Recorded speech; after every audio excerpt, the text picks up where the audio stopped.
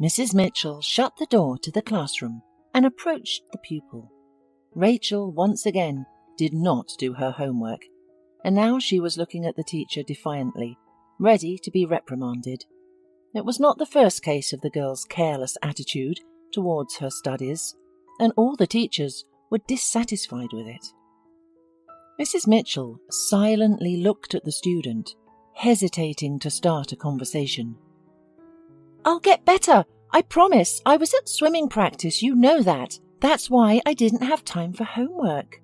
The schoolgirl was the first to start the conversation. Mrs. Mitchell could have argued, but remained silent. She had already learned from Rachel's coach that she had also abandoned her training. But currently Mrs. Mitchell was going to talk about something entirely different. "You see, Rachel, I have a daughter. She's about your age, and she has some problems." The woman spoke quietly, and Rachel was greatly surprised at this revelation. Mrs. Mitchell took a breath and then spoke quickly, as if she was afraid of being interrupted by her revelation. She told the girl that her 13-year-old daughter Holly, disabled since birth, studied remotely and had no friends at all. Of course, the girl communicates on the internet, but virtual friends cannot replace her real ones. And then Mrs. Mitchell said something that greatly puzzled Rachel. The woman asked the student to become a friend for her daughter, at least for one evening. For this service, Mrs. Mitchell was willing to pay, and on top of that, correct a few of Rachel's grades.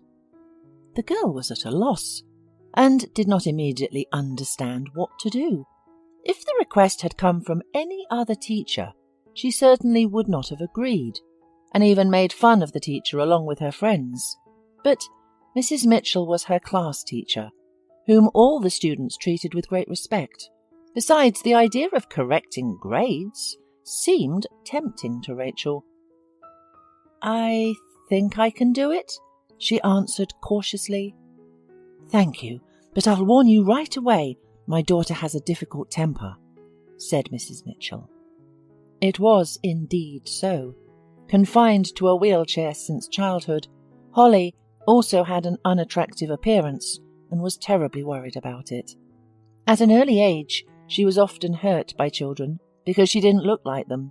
So Holly withdrew into herself and became embittered, trying not to communicate with anybody.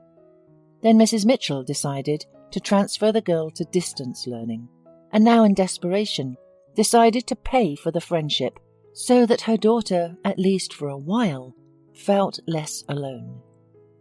Rachel listened carefully to the teacher and assured her that she was ready to stay with Holly. They immediately invented a legend according to which Rachel would come to visit the teacher to help her study. Then Mrs. Mitchell will urgently need to go away to an acquaintance who needs help. The woman will leave the girls alone and tell her she will be back soon, but she won't come back until a few hours later. The next day they did everything as planned. Rachel came, and Mrs. Mitchell invited her student to join them at the dinner table. While the three of them drank tea, Holly was silent and only threw unfriendly, prickly glances at the guest. Then Mrs. Mitchell, as agreed, left to see an urgent friend who had called, asking Rachel to wait. In fact, she visited her neighbour, a talkative, nice elderly woman, over the warm conversation with whom Mrs. Mitchell did not notice that too much time had passed. The woman rushed to her apartment, but was shocked by what she saw. The girls interrupted their merry, lively conversation and froze embarrassed. Mrs. Mitchell looked at her daughter and could not believe her eyes. She had not heard Holly laugh so much in a long time, but most of all, she was struck by how her daughter's appearance had changed. Always frowning, with an angry look on her face, Holly was now an entirely different person. The girl's hair was beautifully styled, curls gently framing her face, making it visually more pleasing, as well as expertly done makeup. Holly was simply glowing with happiness, and Mrs. Mitchell felt she was about to cry for joy herself. Mrs. Mitchell apologized for coming so late and, taking a box of chocolates out of her bag, offered tea again.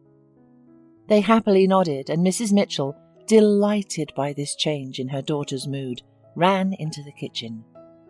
While she was setting the table, she listened to what was happening in the room, and her heart ached. She heard Holly telling Rachel about her favourite game and promising to help her new friend with computer science. Mrs. Mitchell immediately imagined how upset her daughter would be when she realised she had no friend. Mrs. Mitchell almost cried because once again she cannot ask Rachel for such a favour. But then she still found the strength not to think about bad things. I should live with what I have now, and now Holly is happy, she thought. Holly's special appearance and disability since childhood made her an outcast. The girl was smart and had no problems with her studies, but she spent all her spare time in the virtual world where no one saw her face or her wheelchair. Her mother sincerely believed that if her daughter had a friend in real life, her temper would change and the girl would open up from a new side. Sitting in the kitchen and watching the girls drinking tea, Mrs. Mitchell could not believe that her idea was a success and everything went so well. Only later, she learned from Holly that things were not so peaceful in the beginning. When Rachel was alone with Holly, she tried to talk to her, but the girl answered sharply and asked her to stay away from her. That's when Rachel made her very surprised, saying that she was envious of her. At first Holly thought the guest was making fun of her, because it was hard to be jealous of a disabled person with an unpretty, ugly face. But Rachel explained to her that appearance was not the most important thing, because it could be changed with plastic surgery, but it was almost impossible to change a person's inner world. Rachel envied Holly because the girl was smart, good at school, and in addition, she had a wonderful mother who loved her and supported her in everything. Rachel didn't really want to talk about her family, but it became clear that the girl had big problems. Rachel convinced Holly that a disabled person, just like any other person, could find a good job, start a family and live a happy life. Unfortunately, she could not cure Holly, but she could help her change her appearance. Rachel's sister worked in a beauty salon as a hairdresser and often shared the secrets of her skills with her.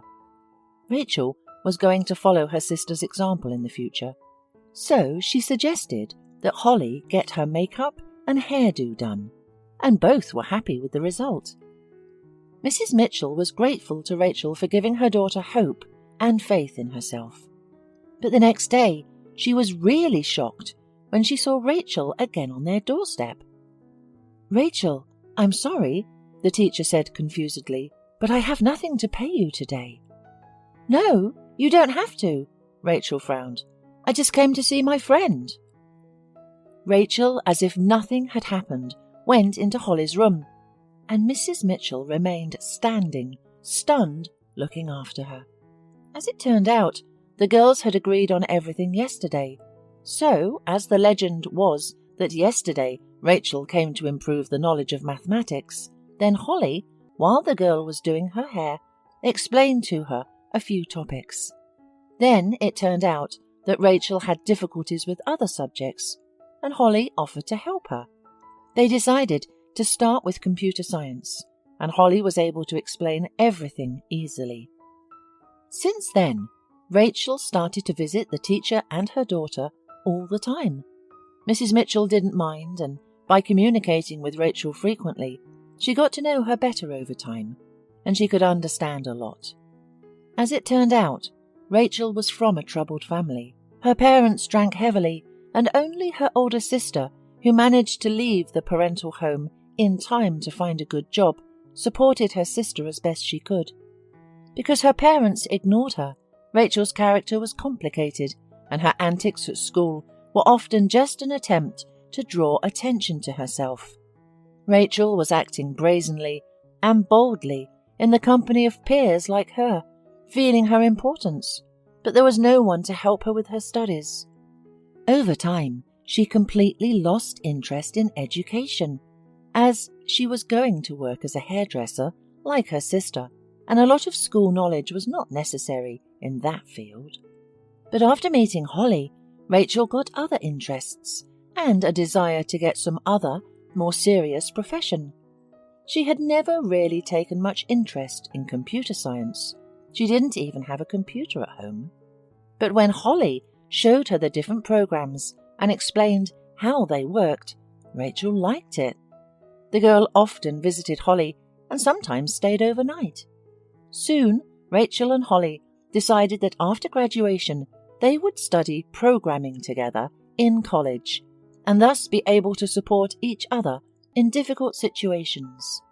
So, one unusual request from the teacher became the beginning of a strong friendship between such different, but in some ways similar, girls.